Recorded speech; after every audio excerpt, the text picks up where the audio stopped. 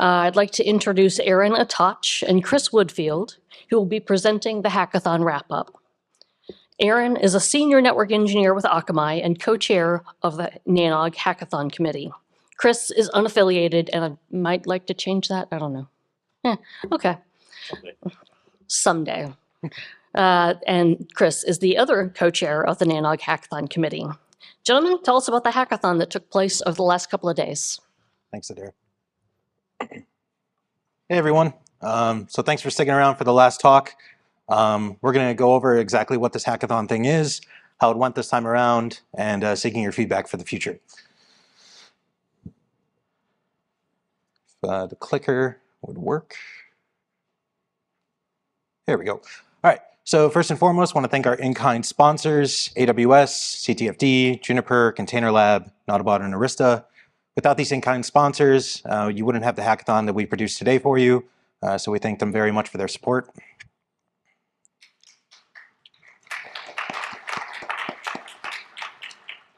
So what exactly is the hackathon and its purpose? Primarily, it's to further NANOG's educational mission. We're here to foster new social connections, learn and grow our technical capabilities with new and existing technologies. We also slightly changed the schedule this time around, where usually we're taking place on Sunday.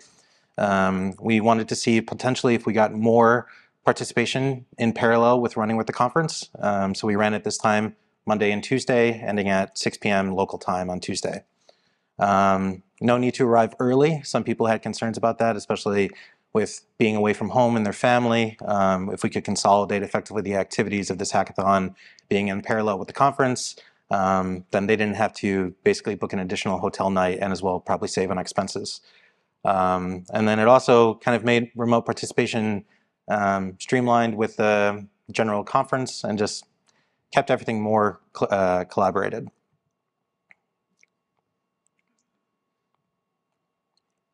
Having a little delay.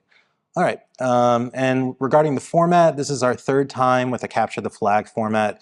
In hackathons previously, we would basically either have a general open forum or suggest a theme for participants to come and develop some sort of software or DevOps-like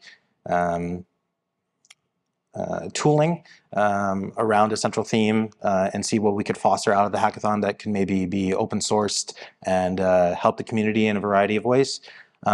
We saw from feedback that people were a little bit lost in the past in terms of where to get started, even with providing a theme.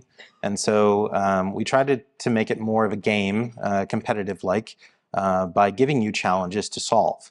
So we developed a series of network operation and automation challenges for the hackathon participants. And essentially, as you progress through the challenges, you get points awarded. It's all time-based, so the first to submit wins. Some challenges did have hints. Some of those hints had point reductions if you were to request them. And we used flags with CTFD, which is usually focused on like security hackathons or cybersecurity focused hackathons of basically like hacking the box, and once you get in or pop it, that you are going to cat some file and get a flag, and that proves that you were able to access the device in question. In our implementation, basically by solving the challenges, whether if it was being able to ping some sort of end node and then or retrieve a data set from a source of truth, or retrieve a HTML file from a web server, it would effectively give you some sort of value to enter into the scoring engine and effectively act as that flag. Some were even like hashes that we used for certain outputs.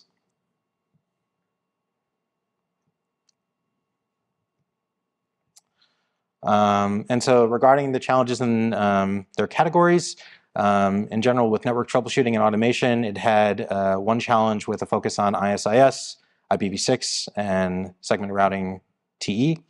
We also had another that was based around source of truth automation with APIs, including REST and GraphQL APIs. And then finally, we had one that was generally, more routing security focused, including adversaries, BGP, and RPKI.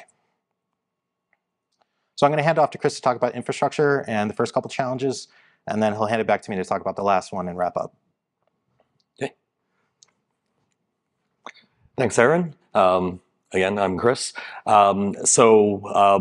We've been using Container Lab extensively for the virtualized infrastructure that we build for all the hackathon teams and participants. This time around, we set up a number of different topologies that lived on Amazon EC2 instances. So thanks again to AWS for your help there. And for the different challenges, the participants were able to spin up and down the various topologies that were made available on that instance. Each team got their own instance and could use that as their playground. With peak, and in there were CEOS and CRPD, as well as Nautabot, Ubuntu, Routinator images, all in various topologies for the different challenges. So what sort of things were the hackers actually doing here? The first challenge, and I'm using the word first loosely because even though they were presented in order, it was up to, teams could work on whichever challenge they choose. Some of them had challenges that were in order, but the different challenge scenarios could be accessed randomly. So we started with what we call the IPv6 fix-it. This topology was broken by design with a number of configuration errors that it was up to the teams to diagnose, troubleshoot, and resolve. When the V6 connectivity issues, which requires some troubleshooting of ISI-SSR, RFC 5949, which is V6 NLRI V4 NLRNI reachability over V6 Nexthops, along with SRTE, all of which are run perfectly fine in a containerized virtual network, in case you were wondering. After solving the various issues, connectivity would be restored. A connectivity script would verify that one site was pingable from one host was pingable from the other, and the output of that validation would return a flag that the the team would be able to plug into CTFD and get awarded the points for that challenge. We then moved on to actually there were two different scenarios involving various aspects of network modeling, both of which made use of Nautabot. The first one, the participants received had a preceded Nautabot instance, a pre-populated instance, and the first set of challenges led them through finding and populating network information for the devices that were already set up in the Nautabot instance. First through Nautabot's web UI, and then in a phase 2 of the challenge, performing similar functions using Nautabot's REST API, with the goal of learning and demonstrating the basics. Once that information is populated, again, the data returned by the REST API could be hashed and then plugged into the CTFD to validate that the information was correct there. And here we see this is the first phase of what a participant would see in the Nautabot UI with the various devices configured. Apologies for the small text.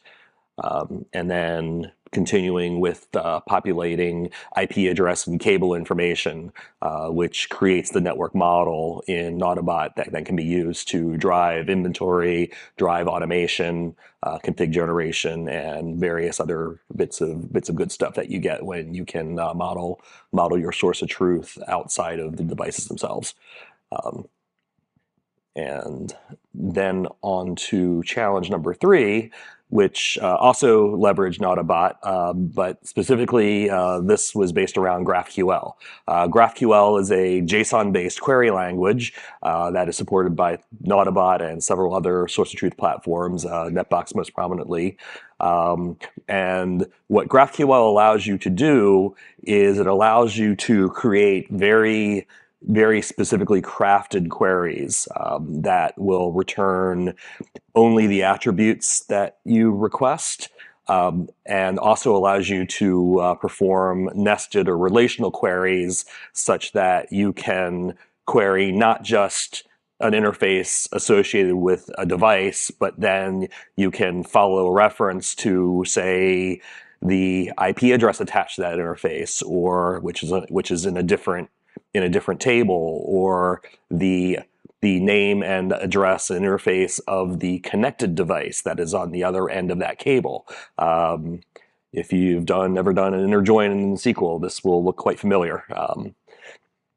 And then, so with this, given a pre-populated Naudibot instance, hackers were challenged to craft GraphQL queries to return the specific attributes that the challenge requested in the correct order, and not just that, but return only the requested elements in the right order and following the references as needed. Once a properly formatted responses came back, that again would get run through a hash script, and the resulting MD5 could then be popped into CTFD, and if it was correct, you got points.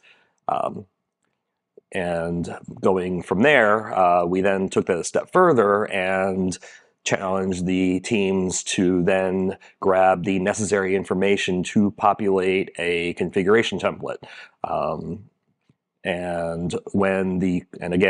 Once all the correct attributes were being retrieved, they could be plugged into this the Ginge 2 template here,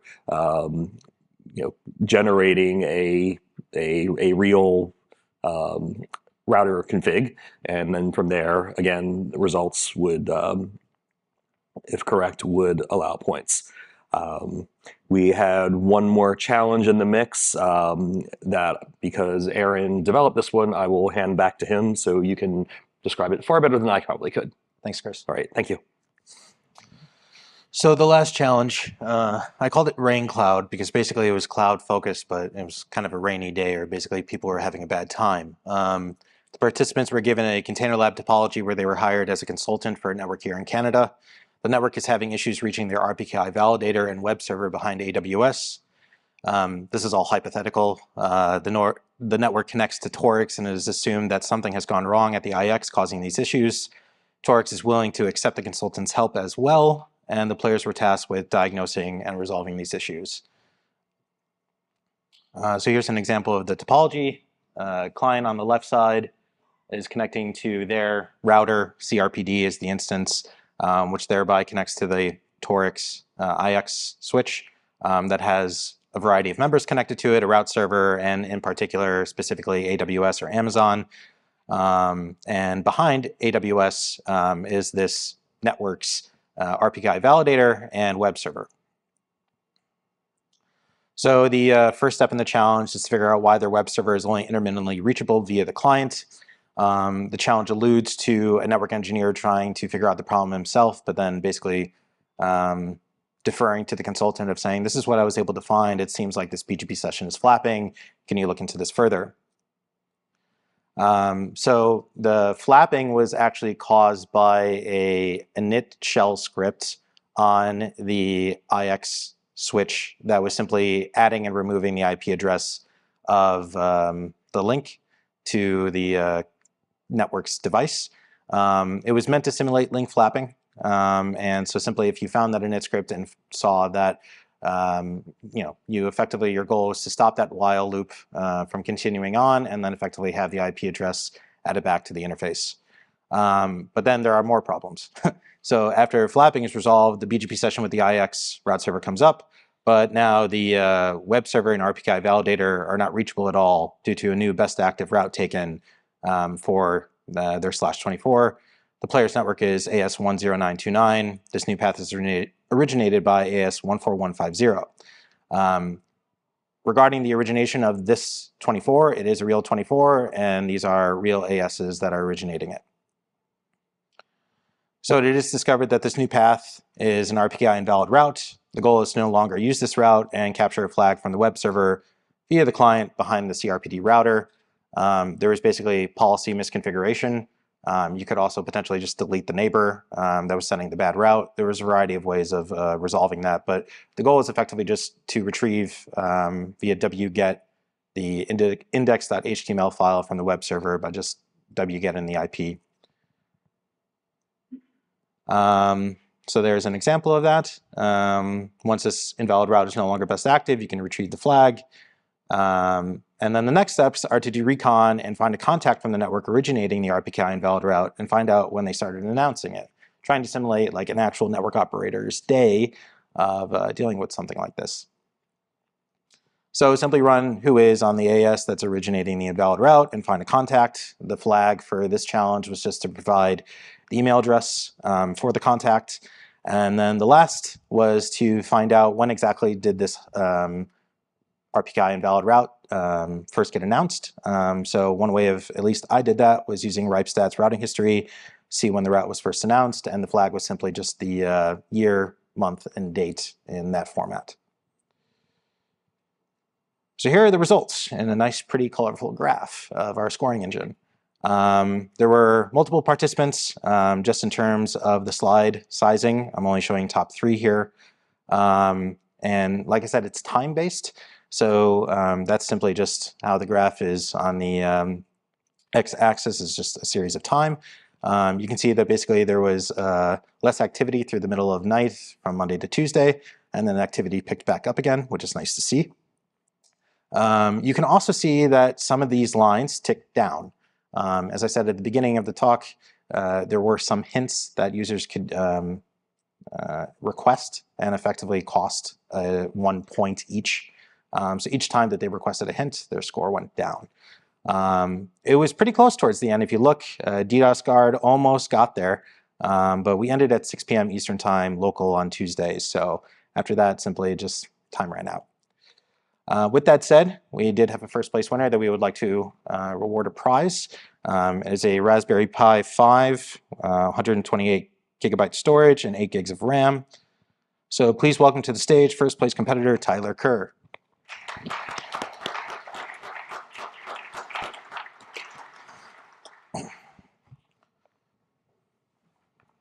Thanks for participating. Thanks. Yeah.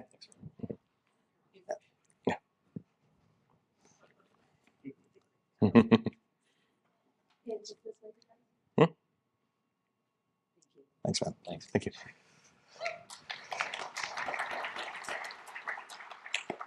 So until next time, we would really appreciate your feedback. Please fill out those surveys, not only just for the general program, but as well if you participated in the hackathon.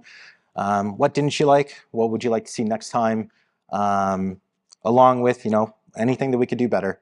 Yeah, we'll see you at Nanog 93. Thank you. Thank you, everyone. Good. Oh yeah, questions? Any questions? Please ask questions. They worked really hard on this. Chris? The question for those on the remote stream was why Nautobot and not Netbox? Thanks, there. It's the one I have the most experience with. Actually, I can answer that. It was the easiest to make into a single container implementation that fit in our environment. That's the only reason. Mm-hmm. Hi, I'm Patrick. I'm with Tigger. Hi. I like that you automated it. That's all nice and good, but the way you have it is like you cannot take it. I just want to make sure I understand. If you take any hints, you cannot guarantee your win. You could just hope that you get the final score that's higher than anybody else, no matter how fast you are. Correct. If you use the hints. Yeah. You don't have to use the hints. Right. It's so effectively if you're struggling. Right. So there is a maximum score. And if a team had reached that maximum, the first team to reach the maximum score would have been the winning team. Right. But in this case, and last time we did this, there were several teams that got the maximum score. So the first place was the first one to get there. This time, but you didn't have hints last time, right? No, we did. We used hints. Just so the winning teams didn't use them. Oh, interesting that last time you had multiple teams get there with no hints, and this time you had no team get there. Period. I think last time there were hints used. I'm quite sure actually, because like people in the room used them all and then still had questions. And that time we actually had a room for people. So yeah. Okay. Yeah. Thanks. Yeah. Thanks everyone. All right. See you next time. Thanks, guys.